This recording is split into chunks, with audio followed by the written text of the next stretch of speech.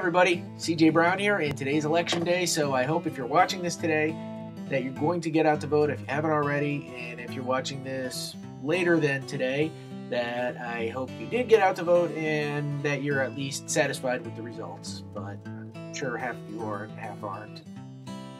We're not going to get too political here. So let me get right to the question. This is from Joan, and she writes, "My question likely is too long and detailed for inclusion on your website, and also not of interest to most readers."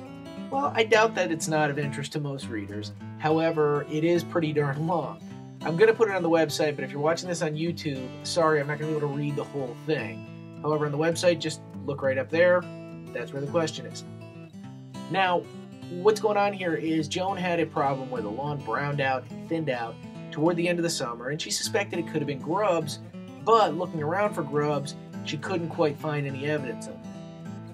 Subsequently, she went and did what's called a coffee can test or a cylinder test. This is something where what you can do is get a coffee can and take the top and the bottom off of it with a regular can opener. And then you pound it into the ground a little bit and fill it up with soapy water.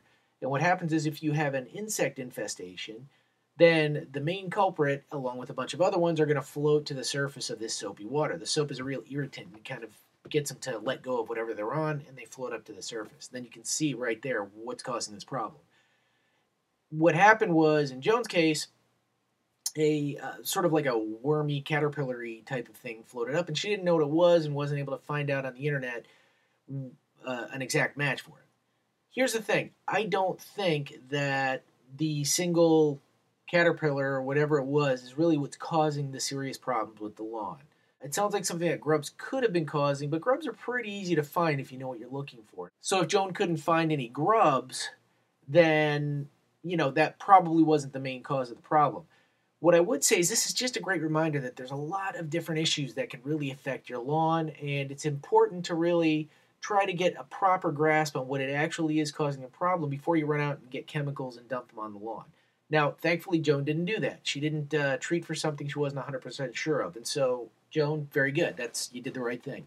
You're better off just letting it go and seeing what happens than just going out and buying chemicals and dumping them all over the lawn. Now, what could this have been? Well, it could have been some sort of insect infestation that just wasn't really apparent, and the insects, once the weather changed and started to get cooler, died off, migrated, went into, the population's reduced. And therefore, when you went to do the can test, they just didn't float up to the surface. So it could be that the problem is actually already taken care of, but you're still looking at the damage.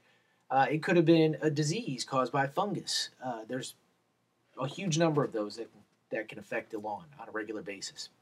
Could have been excessive shade. There's so many different possible factors that come into play here. So the lesson for today, ladies and gentlemen, everybody watching this, is when you see something going wrong with the lawn, if you just see a little bit of browning here and there, don't panic, just make a note to keep an eye on it. If it keeps getting worse, take some pictures of it and talk to an expert, send some photographs into me. If you have a digital camera, I'll be more than happy to take a look at it, and give me as many details as possible in terms of how much water it's been getting, when you fertilize, all these different things. Third, if it keeps getting really bad, then we can talk about treating it somehow or another. But it's during that process where the grass is actually browning that it's easiest for guys like me to identify what's going on. When it's all said and done and all you're looking at is a bunch of dead brown grass, it's actually pretty tough because I can just look at it and say, okay, it's dead. But there's no symptoms that I can, take a look at it. And performing autopsies on a lawn, just science isn't there yet. So, Joan, thanks for writing in. I'm sorry I don't have a definitive answer for you. I don't think that this insect that you described in the letter is the primary culprit. It just doesn't sound like it to me. And, what it is, I'm not sure. But you know what? You can regroup next year, get some seed in all the bare spots, water it well, and make another go of it. And if you're running into this problem next year, take some pictures in the earlier stages. Give me a call. Send me an email. Let me know what's going on, okay? Thanks for writing in, Joan. Thanks, everybody, for watching.